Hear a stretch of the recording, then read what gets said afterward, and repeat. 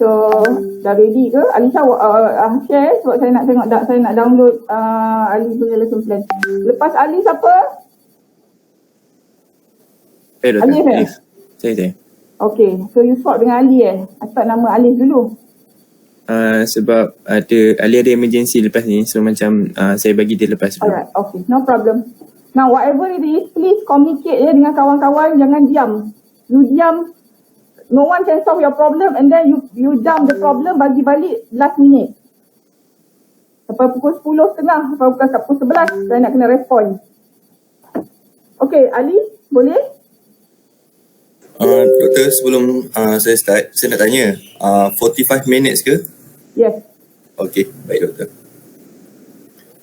Siapa jaga masa? Siha Kan? Siha, okay. Boleh start ke doktor? Alright, okay Ali. Okay. Auzubillah minasyaitanirrajim. Bismillahirrahmanirrahim. Assalamualaikum dan selamat pagi para pelajar. Lama kita tidak bersua muka selepas 1 minggu cuti kecemasan pada minggu lepas. Seperti yang kita sedia maklum, pada minggu lepas berlakunya banjir secara besar-besaran di Shah Alam, di Pahang dan juga di beberapa tempat. Jadi sebelum pembelajaran kita pada hari ini, cikgu ingin beritahu bahawa sepanjang cuti minggu lepas, cikgu telah memvolunteerkan diri ataupun di dalam bahasa Melayunya dipanggil sebagai sukarelawan membantu masa-masa banjir.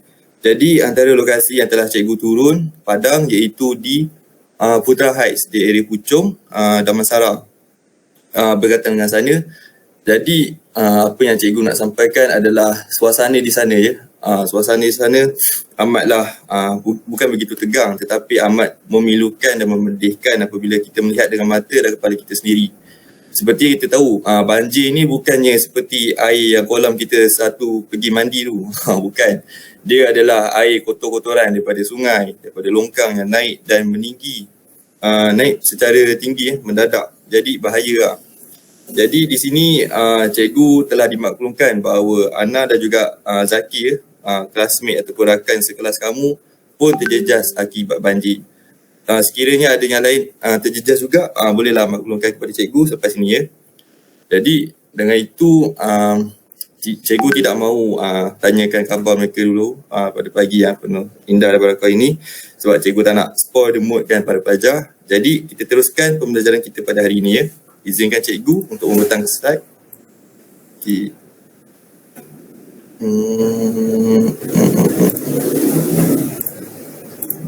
Kejap.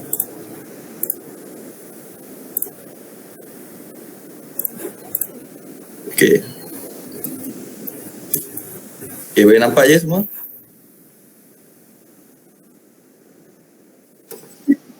Boleh. Okay.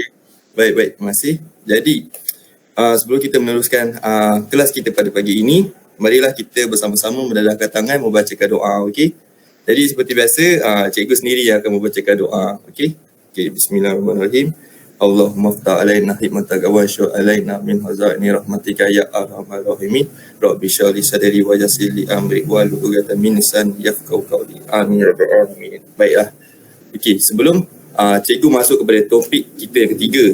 Kenapa topik ketiga? Sebab sebelum kita cuti, cikgu Ana telah gantikan tempat cikgu sebab cikgu tak dapat nak ajarkan kamu. Jadi antara dua tajuk yang telah cikgu Ana tolong sampaikan kepada anda semua adalah seni halus dan juga seni reka. Okey. Di dalam tajuk perkembangan seni visual di Malaysia, topik satu ada 3. Seperti yang awak semua tahu, seni halus, seni reka dan juga seni kraft. Jadi pada pagi ini, cikgu akan menerangkan tentang seni kraft. Okey. Okey, yang ini adalah garis masa ataupun panduan yang telah cikgu catatkan. Jadi pada di dalam seni halus ada mempelajari tentang sejarah dan perkembangan, tokoh dan karya, pertubuhan dan persatuan serta institusi seni. Seni reka pun sama, sejarah dan perkembangan, tokoh dan karya, pertubuhan, persatuan dan juga institusi seni. Okey, untuk hari ini kita akan mempelajari tentang seni kraft. Okey, seni kraft pun ada tentang sejarah dan perkembangan, bidang, adik guru dan produk serta institusi. Okey.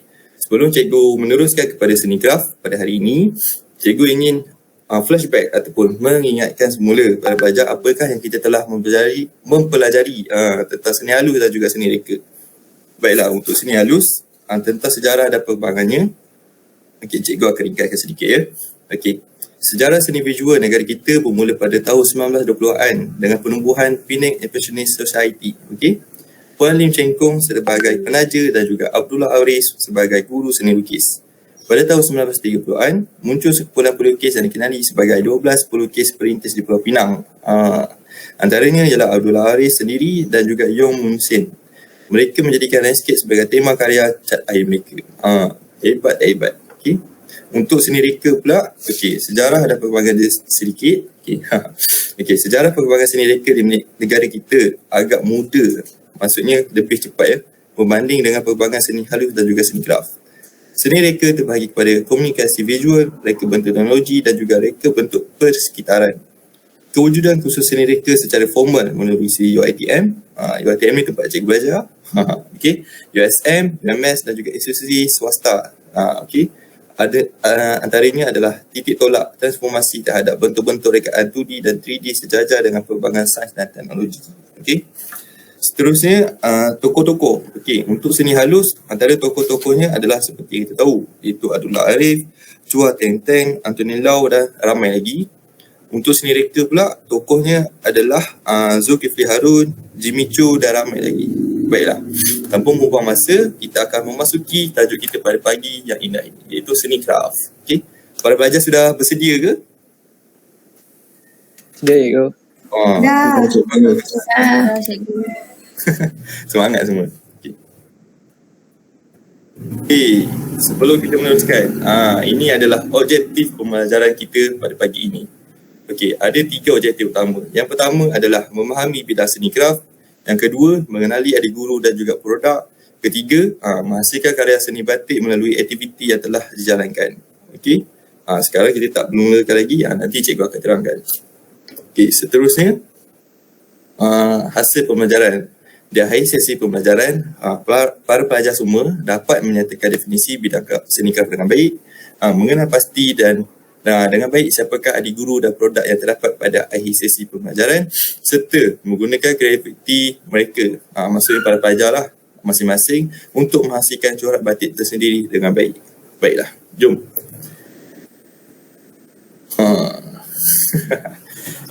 Tajuk kita pada pagi ini adalah seni kraft. Sebelum tu, cikgu nak tanya, menarik tak slide cikgu? Cikgu ambil tema Squid Game. Menarik tak? Menarik. Okey, jom. Yang pertama, kita akan memasuki tentang sejarah dan perkembangan. Baiklah, para pelajar, sekiranya ada buku teks bersama anda, bolehlah buka muka surat 10, 11, 12 dan seterusnya. Sekarang kita akan buka, lihat pada muka surat 10 dahulu ya. Baiklah, yang pertama, sejarah dan perkembangan. Di sini juga cikgu ada nyatakan masukkan peta Malaysia. Untuk apa? Kejap lagi kita akan tahu. Baiklah, sejarah seni kraft Malaysia boleh dikaitkan dengan kerja tangan yang diusahakan oleh masyarakat Melayu di Kelantan, Terengganu dan Pahang sekitar tahun 1970-an. Contoh hasil rekaan mereka ialah keris, perahu payang, wau dan gasing. Seni kraft tradisi mengandungi unsur-unsur kebudayaan penciptanya yang berupa hiasan. Walau bagaimanapun, kedatangan imigrasi luar seperti kaum Cina dan India telah mempengaruhi rekaan tempatan. Bagus ke tak bagus? Siapa boleh jawab para pelajar? Rasa-rasa bagus ke tak bagus? Tak apa. Aimi tercengang di situ. Tak apa. Proses asimilasi budaya ini terlihat pada rekaan seperti ukiran kayu, selaman dan barang kemas. Jadi, apakah maksud kerja tangan? Cikgu nak terangkan sedikit. Kerja tangan merupakan pekerjaan yang memerlukan daya cipta dan kemahiran menggunakan tangan. Tangan kita. Asimilasi pula. Apakah maksud asimilasi ni? Asimilasi ni sebenarnya merupakan satu proses pencatuman dan penyatuan antara kumpulan etnik berlainan budaya sehingga membentuk satu kelompok dengan kebudayaan dan identiti yang sama. Itu yang menarik tentang asimilasi. Maksudnya kat sini bagus lah. Ada pencampuran berlaku supaya kreativiti tu akan lebih meningkat. Okay. Chris. Jadi peta Malaysia yang telah cikgu masukkan di dalam slide ini adalah untuk membulatkan ataupun lebih memperincikan di manakah keris ni dihasilkan. Sebenarnya untuk pengetahuan para pelajar, ada je di mana-mana negeri yang menghasilkan keris, tapi keris yang dihasilkan adalah lebih terperinci di Pahang. Okey. Jadi cikgu nak cerita sedikit tentang keris. Okey. Mengikut legenda, keris Taminsari yang pernah dimiliki Hang Tuah. Pelajar mesti kenal Hang Tuah siapa kan? Okey. Hang Tuah, sambung mampu menjadikan pemiliknya kebal dan berupaya berlega di udara mengejar musuh. Macam cerita TV2 kan waktu kanak-kanak. Okey. Itu sebahagian daripada kehebatan keris yang pernah diceritakan. Tidak kira benar ataupun hanya mitos, keris sememangnya sinonim dengan tamadun masyarakat Melayu. Okey. Malah dikatakan wujud lebih 500 tahun sebelum kedatangan agama Hindu dan kemudian Islam di Nusantara. Okey. Dia disifatkan sebagai senjata orang Melayu yang terulung, dan kerap kali dikaitkan dengan pelbagai elemen mistik serta misteri. Sebenarnya sehingga ke hari ini kalau kita tengok movie ataupun wayang yang berkaitan cerita Melayu, kalau ada ala-ala mistik ni kan, semuanya mesti ada keris, potong buah limau lah apa semua. Tapi itu tak apa, cikgu kan nak ajar macam mana nak buat, cikgu cuma nak sampaikan je. Selain selama ribuan tahun senjata ini mendominasi moden pertarungan di negara sebelah rantau Asia Tenggara ini. Rupa bumi di Nusantara satu ketika dahulu yang penuh dengan pokok besar menjadikan keris senjata yang praktikal digunakan berbanding pedang. Selain itu, saiz keris yang kecil dan ringan memudahkan senjata ini dibawa ke sana kemari serta senang disorok. Kini keris hanya digunakan pada majlis kebesaran masyarakat Melayu ataupun sebagai perhiasan. Antara contohnya sewaktu perkahwinan, kita mesti lihat pengantin lelaki mesti masukkan keris dekat samping dia kan, sebelah kiri ke atau sebelah kanan. Seterusnya, okey ke semua? Ke cikgu laju sangat? Okey je kan? Pagi ni mesti semangat lagi kan? Cikgu. Okey, seterusnya perahu payang. Perahu payang ni telah dihasilkan ataupun dijumpai di negeri Terengganu. Maafkan cikgu. Musim sejuk ni buat hidung cikgu meleleh. Jadi, perahu payang ni merupakan perahu nelayan tradisi terbesar yang pernah digunakan di negeri Terengganu. Hebat tak hebat Terengganu ni. Dikenali sebagai perahu payang berdasarkan kepada operasi memukatnya yang kebiasaan menggunakan pukat payang. Apa tu kan? Biasanya digunakan dalam aktiviti laut dalam dan dikenalikan oleh orang seramai 15 orang. Dan perahu ini mempunyai 2 layar. Itu saja tentang perahu payang. Yang ketiga, wow. Wow ni selalunya kalau kanak-kanak kan, budak-budak kecil kan, diorang akan panggil layang-layang sebab diorang ingat sama. Sebenarnya wow dan layang-layang ni adalah berbeza je. Jadi wow ni sebenarnya telah ditemui ataupun dihasilkan di negeri Kelantan. Cikgu akan ceritakan sedikit tentang wow. Wow adalah permainan tradisi pada zaman dahulu.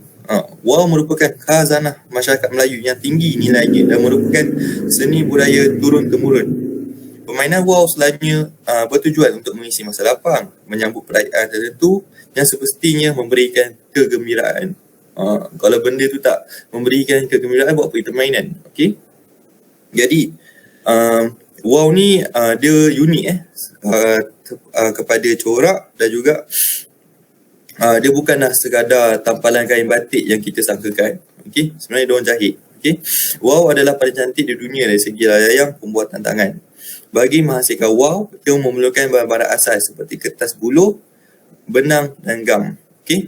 Terdapat 4 jenis motif yang digunakan dalam menghasilkan reka corak wow. Antaranya adalah motif bunga, abstrak, haiwan dan geometri.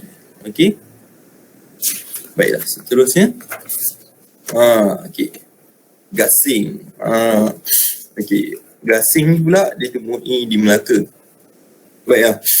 Gasing ada 2 jenis. Satu yang moden, satu lagi tradisional. Okey. Gasing yang cikgu masukkan gambar ni adalah gasing tradisional. Kalau gasing moden macam mana? Siapa tahu?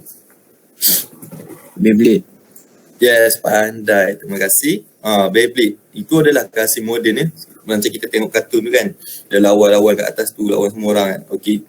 Kalau gasing zaman dahulu, dia bukan bertujuan untuk berlawan, tapi dia nak melihat gasing manakah yang paling boleh berputar ataupun berpusing paling lama. Itu akan dikira pemenang. Macam tu.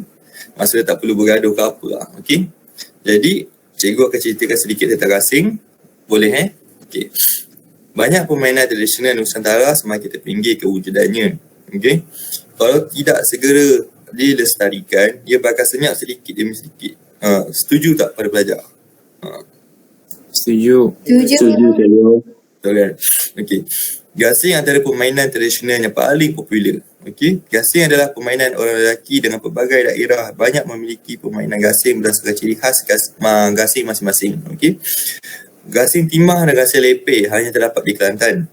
Gasing paku di Selangor pula mempunyai persamaan dengan gasing yang terdapat di Kedah dan Patani, itu di Thailand. Gasing Riau pula dikatakan berasal dari Melaka. Gasing Riau Jadi, gasing juga adalah sejenis permainan yang boleh berputar pada pastinya kerana faktor keseimbangan pada suatu titik. Okey. Dekat gasing ni sebenarnya adalah ada bentuk khas dia ataupun asas dia. Okey. Yang pertama adalah gasing telur, gasing jantung dan juga gasing berembang. Okey. Daripada bentuk berkenaan, pelbagai rekaan dicipta pemain gasing di seluruh negara berdasarkan keperluan dan keligatan gasing berpusing. Struktur gasing dibahagikan pada 3 bahagian utama. Yang ni lah.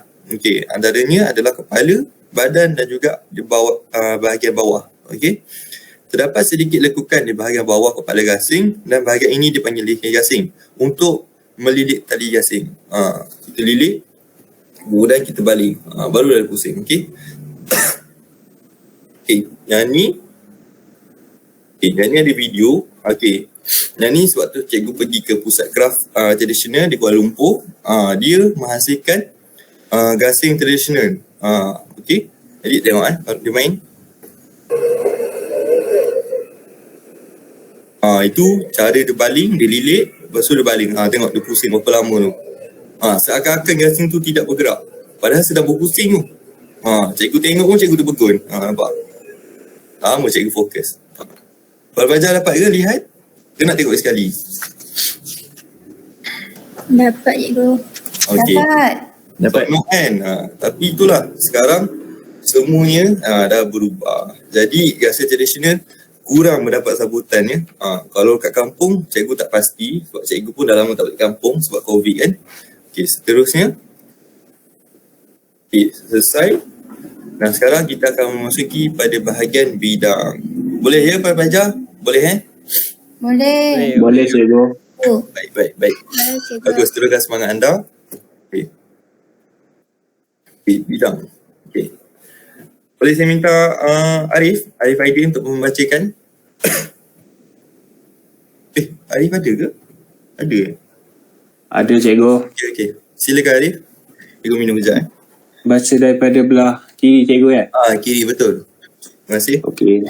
Seni kraft merupakan bidang yang memerlukan daya cipta dan kemahiran menggunakan tangan. Bidang kraft ini boleh dibahagikan kepada dua iaitu seni kraft tradisional dan seni kraft moden. Okey, baik. Seni Kita teruskan Arif. tu je. Okey.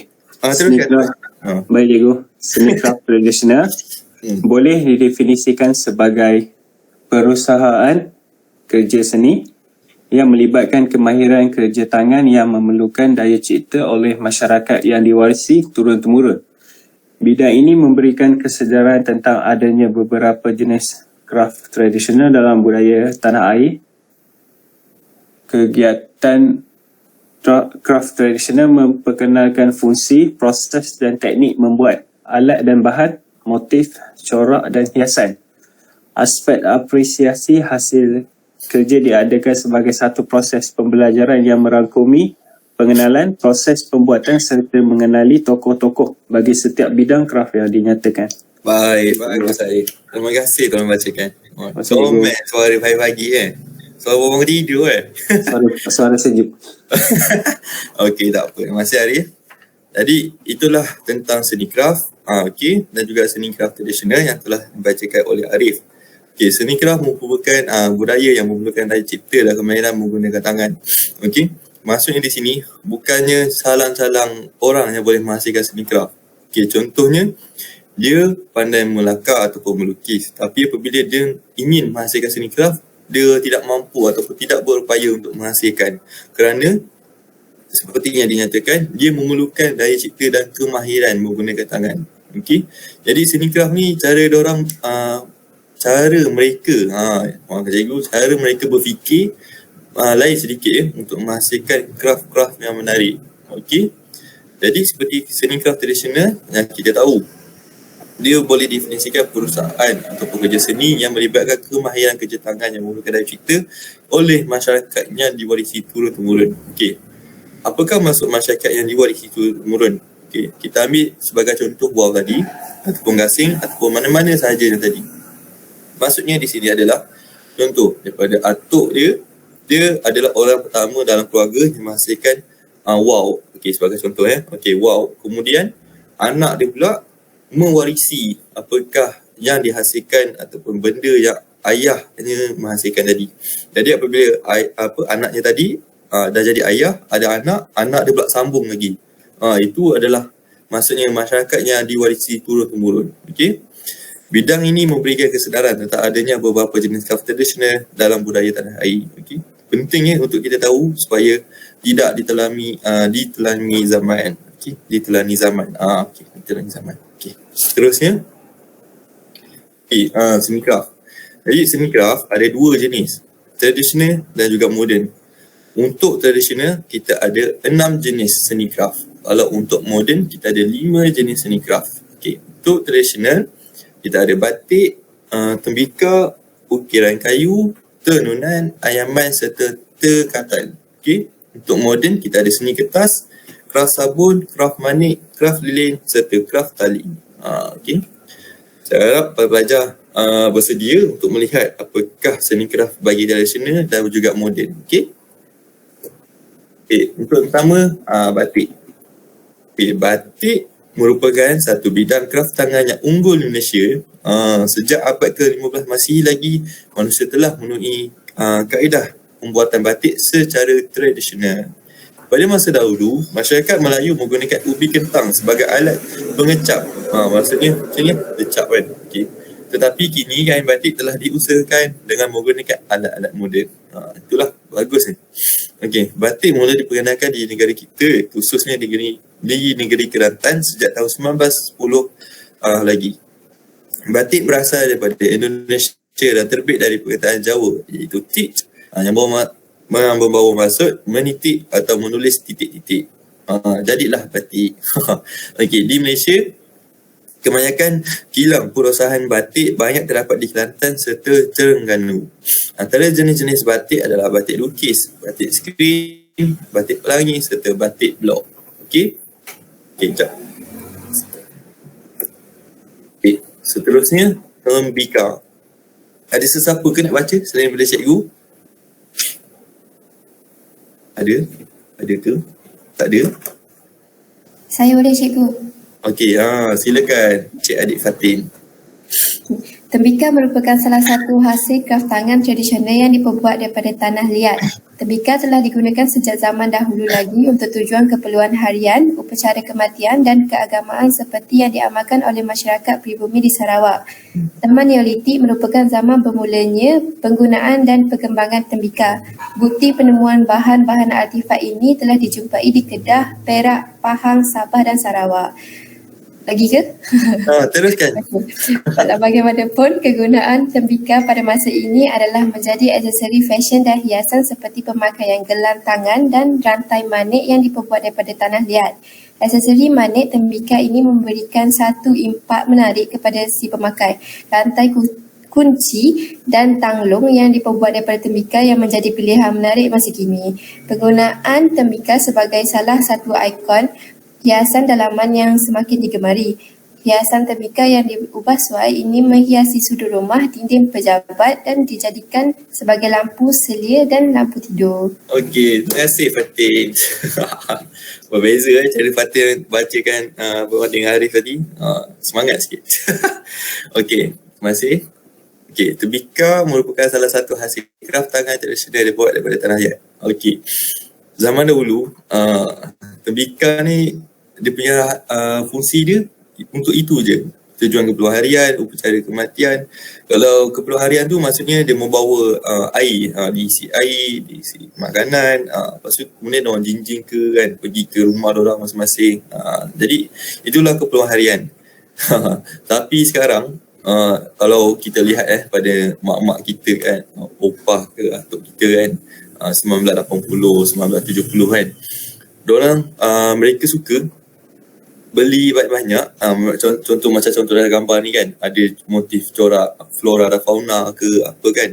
Jadi diorang akan hiaskan dengan apa, pokok-pokok palsu kan, bunga-bunga palsu, kemudian hias lah, jadikan satu yang lawa, kemudian diorang letakkan pada sudut rumah mereka.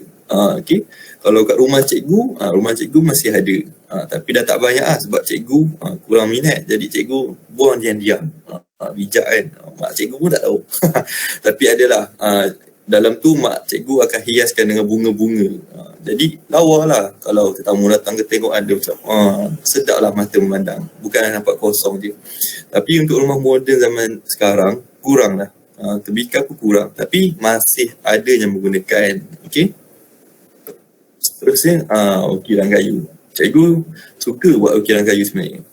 Cikgu flashback balik Okey, waktu tingkatan 5 dulu cikgu menghasilkan ukiran kayu cikgu sendiri waktu assignment ataupun kerja rumah untuk final sebelum SPM. Okey. Jadi ukiran kayu cikgu hasilkan tu pun cikgu pun dah tak tahu kat mana. Rasanya jadikan dekat bilik store sekolah dulu. Jadi macam bilik seni tu ada tergantung kat situ. Okey. Jadi ukiran kayu ni ataupun seni ukir merupakan seni pertukangan tangan yang menjadi satu tradisi dalam masyarakat Melayu sejak turun-temurun lagi. Ini pun sama. Okey. Dan ini dapat dilihat dalam kehidupan masyarakat Melayu, terutamanya pada ukiran yang terdapat pada rumah-rumah tradisional. Okey. Seni ukir akan menggunakan teknik dan motif bunga ukir yang menjadi identiti ukiran Melayu tradisi. Menghasilkan sebuah karya seni ukir memerlukan kemahiran daripada memilih kayu. Bukan sebarang kayu kita boleh. Kalau kayu tu keras, macam mana kita nak ukir? Tak boleh. Okay. Untuk memproses kayu, memilih dan melukis motif ukiran hinggalah mengukir silat dengan menggunakan pemahat dan pisauan. Maksudnya, kita akan melakar terlebih dahulu pada satu permukaan kayu yang licin, kemudian kita akan mula menggunakan pemahat dan pisauan ni, kita ukir korek-korek dia sampailah jadi bentuk. Okay. Kalau lagi satu, surau-surau ataupun masjid ataupun rumah kampung kita, cikgu pun ada mesti ada lubang-lubang cerohong kat atas rumah. Maksudnya atas pintu ada lubang-lubang. Kalau rumah kayu lah, rumah batu tak boleh. Okey, rumah kayu tu, jadi pengudaraan pun boleh lalu. Itu yang menarik. Okey, sejuk sikit rumah. Okay, seterusnya tenunan. Tenunan ni kat samping. Selalunya bagi cikgu lah, itu cikgu ambil corak tenunan contohnya pada samping. Kita dapat lihat motif-motif dia, corak-corak dia yang timbul. Dia macam timbul sikit lah, kita boleh rasa dengan permukaan jari kita, tangan kita. Okay. Tenunan adalah seni tekstil yang terkenal di tanah Melayu. Ianya mempunyai keunikan tersendiri kerana proses pembuatannya memakan masa. Lama untuk hasilkan tenunan ni, bukan mudah. Kalau kita rasa ukiran kayu dah lama, tenunan lagi lama. Okay. Selain itu, motif yang digunakan juga mempunyai keunikan tersendiri dan eksklusif. Antara jenis-jenis tenunan adalah motif, tenunan bunga penuh, susunan bunga tabur serta susunan bercorak. Okey. Ayaman. Untuk ayaman ni, cikgu suka buat ayaman sebenarnya. Seronok. Dia proses pembuatan ayaman ni kita perlu bersabar, banyak bersabar. Jadi apabila kita menghasilkan ayaman ni, tak kira lah buat motif ke corak ke apa, kita akan fokus terhadap proses pembuatannya sehingga kita lupa keadaan ataupun kita seperti leka, kita tak terganggu pun dengan keadaan sekeliling. Jadi itu baguslah untuk memberikan ketenangan kepada diri kita juga sendiri. Okey, cikgu akan bacalah Anyaman bermaksud proses menghilangkan bahan-bahan daripada tumbuhan untuk dijadikan satu rumpun yang kuat dan boleh digunakan. Okey, bahan-bahan tumbuhan yang boleh dianyam ialah lidi, rotan, akar, buluh, pandan, mekuan, jut dan sebagainya. Bahan ini biasanya mudah dikeringkan dan lembut. Itu yang bagus tu. Okey, sesi anyaman ialah milik seni anyaman. Seni anyaman ialah milik masyarakat Melayu yang masih dikagumi dan digemari sehingga hari ini. Kegiatan seni anyaman ini telah bermula sejak zaman dahulu lagi. Lama anyaman ni. Okay, ini boleh dilihat pada rumah-rumah masyarakat zaman dahulu di mana dinding rumah mereka dianyam dengan buluh dan kehalusan seni anyaman itu masih bertahan sehingga ke hari ini. Kukuh tak kukuh kan orang dulu buat. Okey. Rumah yang berdinding dan beratapkan nipah tidak panas kerana lapisan daun nipah yang tebal mendapat pengaliran haba. Okey. Seni anyaman dipercayai bermula dan berkembang tanpa menerima pengaruh luar. Penggunaan tali, akar dan juga rotan merupakan asas pertama dalam penciptaan kraf tangan anyaman yang telah menjadi usaha tradisi sejak berabad-abad lalu. Bahan-bahan asal tumbuhan ini tumbuh meliar di hutan-hutan, paya-paya, kapur-kapur dan kawasan di sekitar pasir pantai. Okey. Untuk contoh anyaman ni lagi, kalau kita biasanya tudung saji. Biasanya ibu bapa kita suka membeli tudung saji yang dihasilkan oleh anyaman kerana corak juga motif dia yang menarik serta dia boleh menghalang macam lalat masuk ke apa. Tapi yang penting dia punya tu boleh mampu untuk menutup dan melindungi makanan kita. Okey. Seterusnya, tekatan. Okey. Tekatan ni seni tekat dikenali juga dengan nama bersuji. Menekat merupakan kerja menyulam benang emas ke atas kain dasar jenis badu. Ni selalunya sultan je ada. Okey. Kerja-kerja menekat memerlukan pemidang untuk meregangkan kain badu, mempelur sebagai acuan motif dan benang emas untuk membentuk bunga tekat. Antara jenis-jenis tekat adalah tekstil timbul bunga emas dan tekstil tekat gubah. Okey, berdasarkan gambar yang telah cikgu masukkan ke dalam slide, kita boleh lihat ada pemidang kayu. Ni antara bahan-bahan dia memerlukan untuk menghasilkan jenis craft tradisional tekatan. Okey, ada kain badu, tali regang, ada cuban, mempulur. Okey, ini adalah antara bahan-bahan yang digunakan. Jadi biasanya dia akan menghasilkan seperti sarung bantal, lagi apa? Kita punya tempat tidur kan, bedsheet tu semua boleh dihasilkan melalui tekatan. Tetapi harga dia amat-amatlah mahal. Tidak semurah sarung bantal biasa RM5, RM10 bukan. Memang mahal ya. Okey. Tapi sebelum cikgu teruskan kepada seni craft moden, para pelajar masih boleh ke ikuti pembelajaran kita pada hari ini? Masih okey ke semua? Okey? Okey, boleh. Okey, Cikgu. Okey, bagus. Okey, cikgu boleh lagi. Cikgu. Terima kasih. Okey, untuk seni craft moden pula. Okey.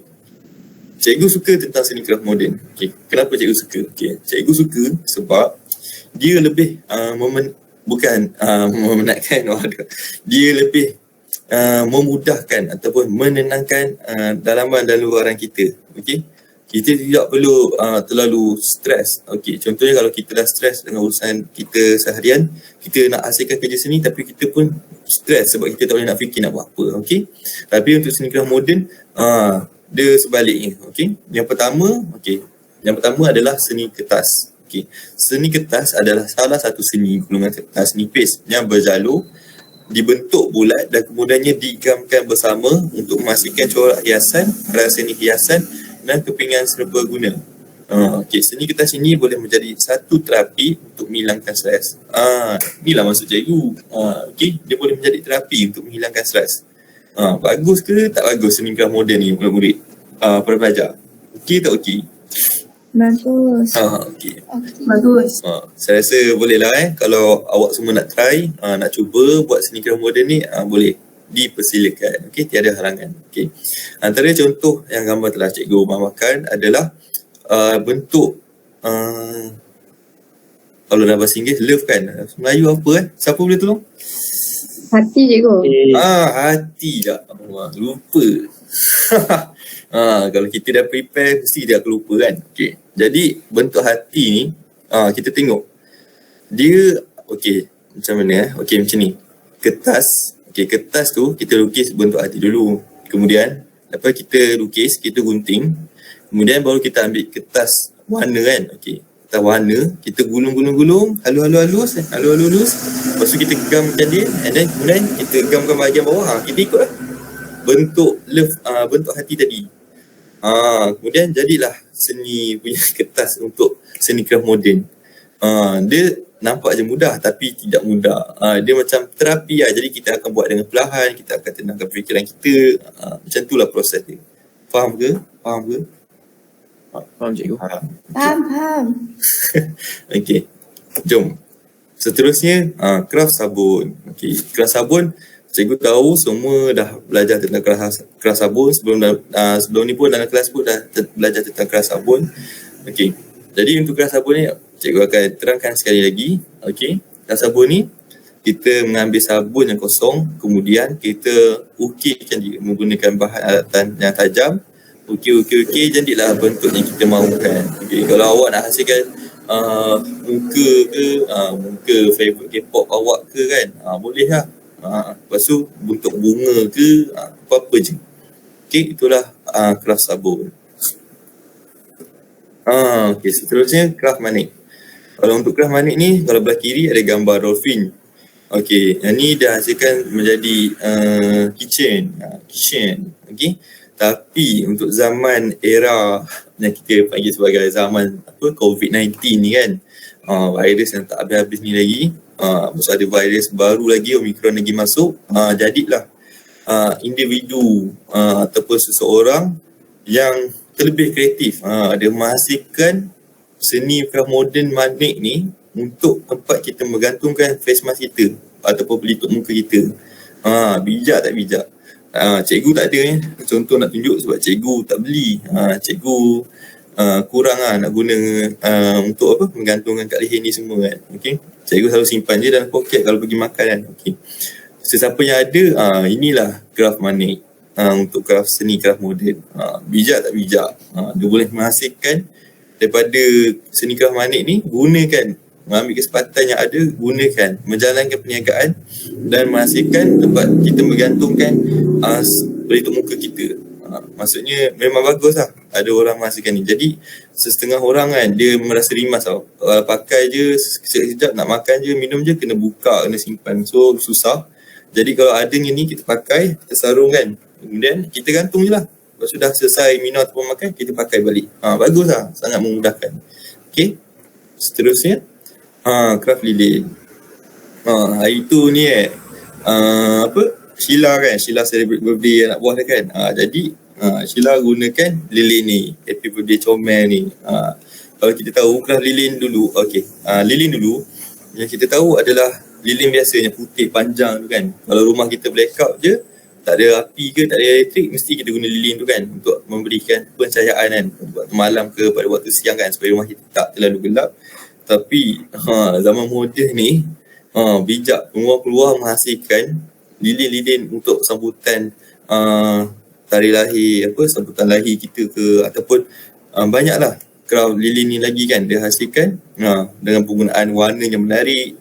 Kemudian dia boleh buat huruf lagi, HAPPI semua tu kan, sampailah penuh ejaan happy birthday tu kan. Jadi inilah antara salah satu seni craft moden untuk lilin. Jadi semakin kita maju ke hadapan, kita semakin moden, membangunkan. Jadi semakin banyak pengeluaran yang berkreatif seperti ini. Jadi lagi 10-20 tahun ke, kita tak tahu apakah craft lilin yang akan dihasilkan lagi. Mana tahu bentuk kereta pula kan, dia bakar, tak tahu. Okay. Seterusnya craft tali. Craft tali ni mudah je, dia ambil tali yang berwarna-warni, kemudian dia hasilkan lah menggunakan teknik ikatan ni ke, menjalur ke, menggulung ke kan. Okay. Antara contoh craft tali, gelang. Ni gelang cikgu waktu cikgu dulu muda-muda pakai kan, 15-16 tahun bayi-bayi awak kan. Inilah gelang yang cikgu pakai. Ni pun hasil daripada seni craft moden, craft tali nampak. Tali pun boleh jadikan gelang. Okay. Lupa, untuk manik tadi pun sama. Gelang pun ada. Ni macam tasbih kan. Ni kawan cikgu bagi daripada dia buat murah 2-3 tahun lepas. Cikgu dah tak pakai yang ni. Cikgu selalu pakai yang ni. Nampaklah gaya sikit. Okey, seterusnya. Nampak ke?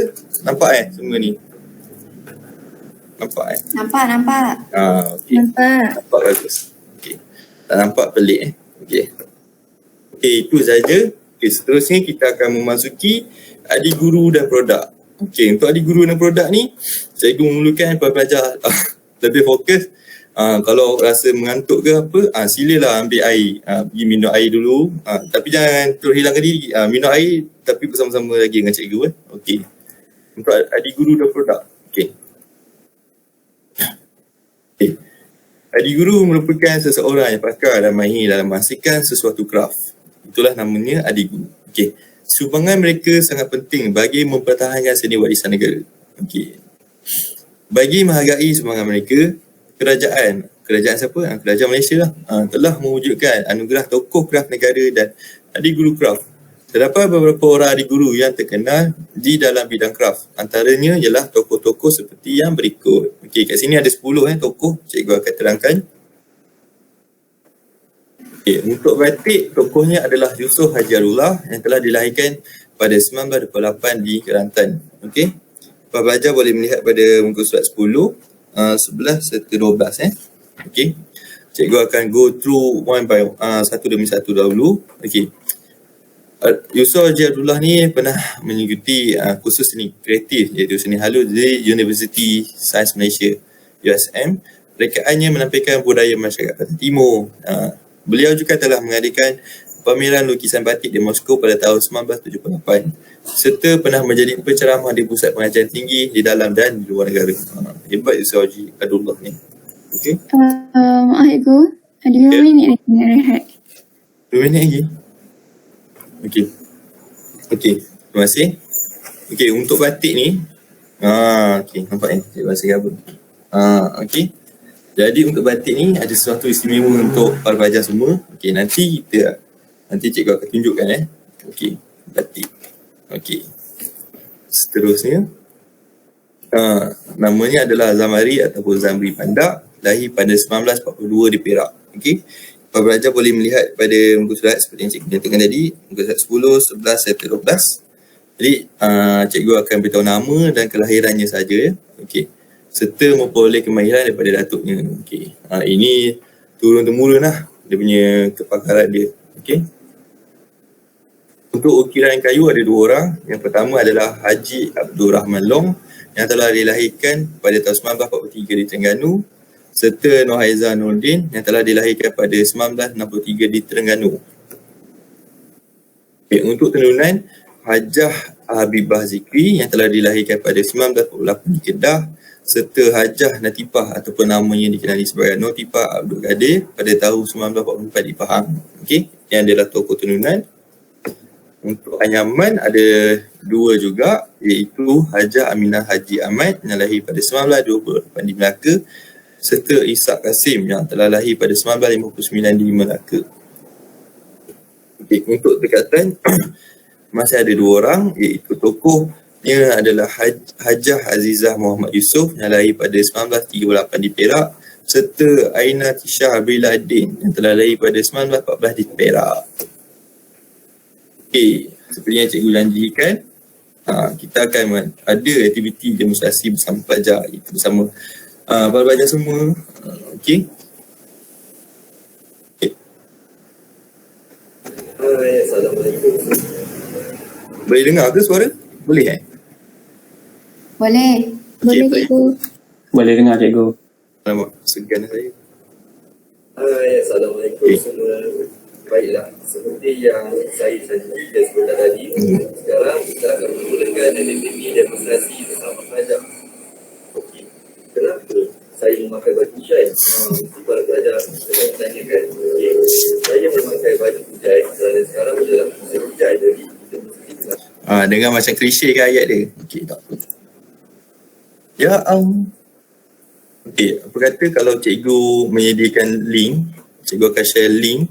Cikgu telah postkan ke dalam YouTube, jadi cikgu akan sharekan link untuk pelajar melihat. Okey ke? Boleh cikgu, boleh. Boleh. Okey, tak apa. Kita teruskan dahulu, kemudian kita akan pulang kepada video ni Okey. Oh, banyak kali hai Okey. Seterusnya adalah institusi. Institusi adalah bahagian terakhir untuk pembelajaran kita pada hari ini Okey. Institusi. Okey. Kepelbagaian Bidang Kraf di Malaysia turut menggalakkan penubuhan beberapa institusi bagi mengembangkan industri kraf ini. Antara institusi tersebut ialah Perbadan Kemajuan Kraf Tangan Malaysia dan Institut Kraf Negara.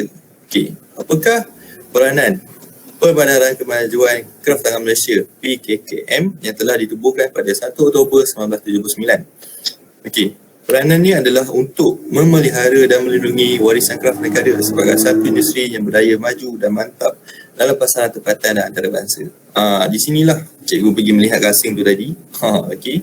Seterusnya yang kedua adalah Institut Kraf Negara IKN yang telah ditubuhkan pada Ogos 2001. Peranannya adalah bertanggungjawab untuk melahirkan modal insan yang berkemahiran, berilmu, pengetahuan, menguasai teknologi dan juga peka terhadap warisan kraf. Okey. Dan untuk kesimpulan,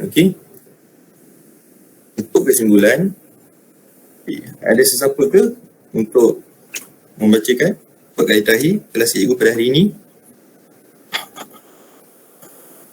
Saya cikgu. Silakan. Terima kasih. Okay, seni kraf merupakan warisan bangsa dan pusaka peninggalan nenek moyang kita pada masa dulu. Seni kraf Melayu melambangkan hubungan yang erat antara orang Melayu dengan kepercayaannya, iaitu Islam, tetapi tidak boleh dinafikan bahawa terdapat banyak pengaruh kepercayaan lama orang Melayu, iaitu pengaruh animisme dan Hindu. Okay, tujuan kita untuk menjadi seni kraf adalah untuk menanamkan sikap menyedarkan para pelajar agar ia tidak akan lupus, menjadi bahawa ia mempunyai nilai estetik dan merasa bangga dengan tradisi warisan negara. Antara kepentingan kita dapat mengenali kraf tradisional adalah untuk mempelajari teknik, memahami bahan-bahan semula jadi yang digunakan dan mengetahui nama pada corak ragam hias seni kraf tradisional dan seni kraf. Baik, terima kasih Anu. Okey, itulah kesimpulan untuk pembelajaran kita pada hari ini dan untuk tutup topik 1. Okey.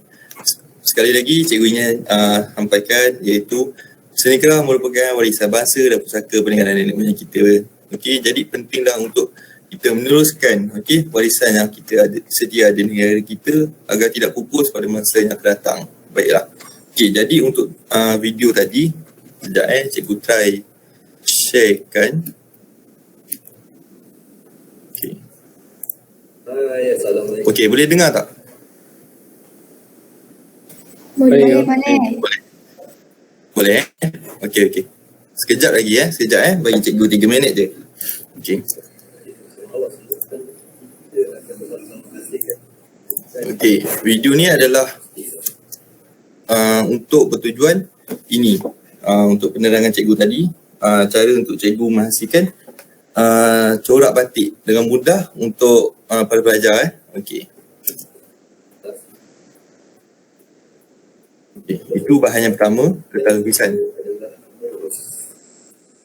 Okey, berus, kita perlukan berus.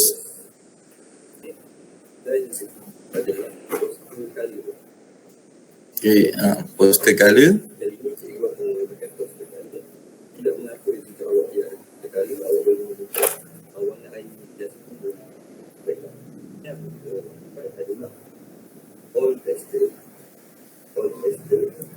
All pastel berkrayon, palette kalau kita perlu.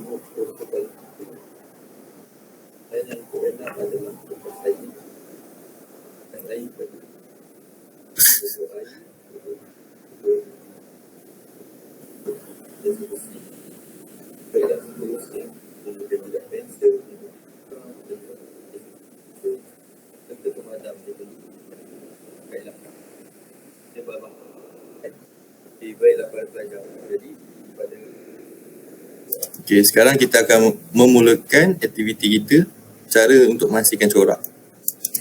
Okey.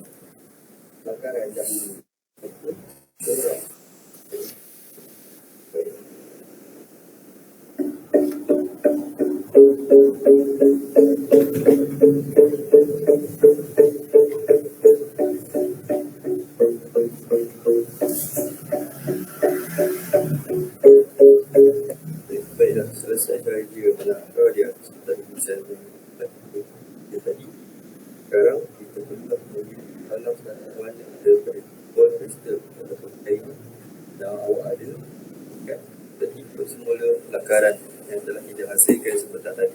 Okey. Okey, kat sini selesai saja kita melangkah tadi, kita akan mengambilkan krayon ataupun oil pastel.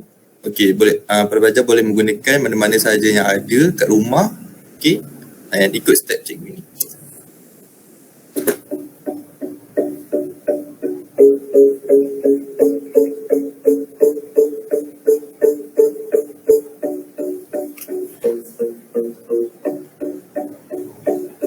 Baiklah, baik-baik. Langkah seterusnya adalah kita menggunakan poster color ataupun warna air. Menggunakan sesi warna.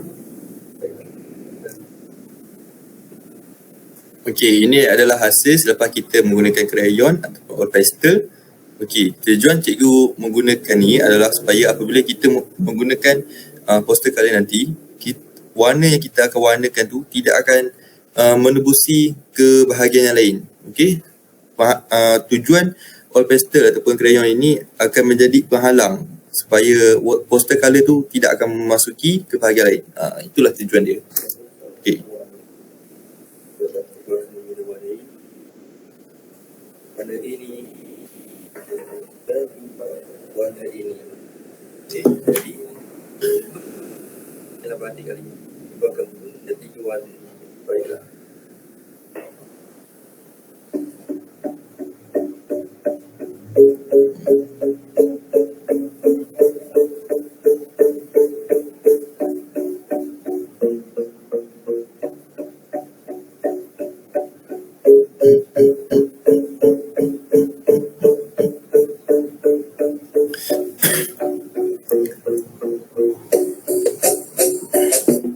Tak semestinya cikgu menggunakan 3 warna ini, awak pun boleh ikut juga warna apa yang cikgu gunakan. Tak perlu je bebas saja boleh penggunaan warna yang baru suka sendiri.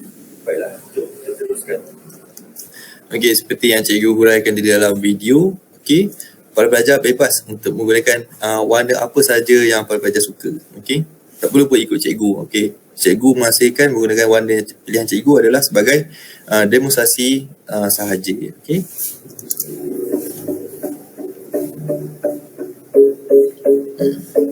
Siap. Jadi sekarang akan kita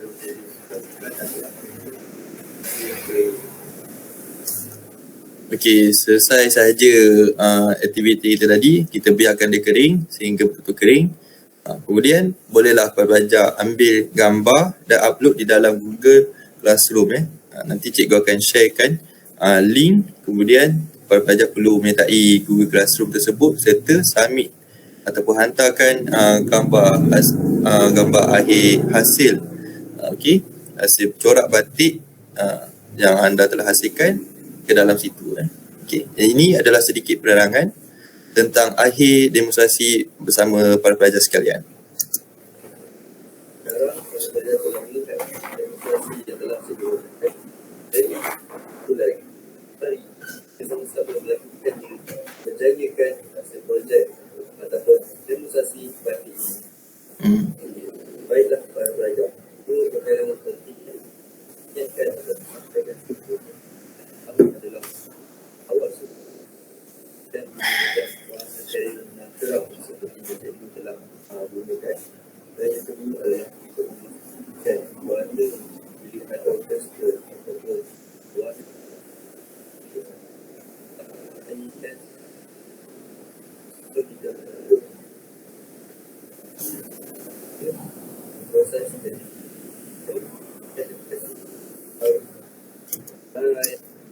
Okey, itu sahaja para pelajar. Okey, untuk akhir sekali, demonstrasi yang cikgu hasilkan adalah bersesuaian dengan peringkat ataupun level kamu. Okey, jadi bahan-bahan yang kita perlukan adalah bahan-bahan yang mudah didapati serta tidak perlu menghasilkan batik yang betul-betul batik menggunakan canting dan bahan-bahan lilin dan sebagainya. Tak perlu ya. Itu kamu akan menghasilkan apabila kamu berada di tingkatan 4 ataupun tingkatan 5 nanti. Baiklah. Itu sahaja daripada cikgu pada pagi ini. Sekian, terima kasih semua. Terima kasih. Terima kasih cikgu. Terima kasih cikgu. Okay, Ali. Thank you so much. Kita teruskan dengan untuk sesi masa teaching kedua ni, saya takkan ada lagi sesi komen daripada rakan-rakan sebab pada saya komen yang telah diberikan patutnya diambil maklum dan diperbaiki bagi sesi kedua. Namun saya harap semua orang masih terus menulis reflektif bagi setiap sesi masa teaching ini. Okey, saya tak nak